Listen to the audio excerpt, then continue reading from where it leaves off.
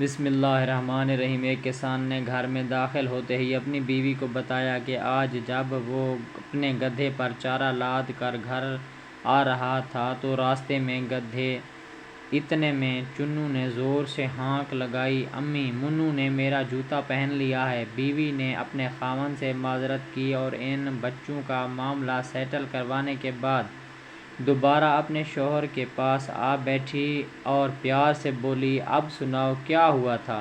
کسان بولا کہ جب میں گدھے کو لے کر واپس گاؤں کی طرف چلا تو اتنے میں اس کی چھوٹی بیٹی چلانے لگی جو واکر سے گر کے ماتھے پر چوٹ کھا بیٹھی تھی اور اس کے ماتھے پر ایک گومڑ سا ابھر آیا جس طرح گوادر میں جزیرہ ابھرا ہوا ہے۔ یہ دیکھنے کے بعد اسی طرح بیچارے کسان نے کئی مرتبہ اپنی بات مکمل کرنے کی کوشش کی مگر اس کی اپنی ہی مکتی بہانی نے اسے ناکام بنا دیا۔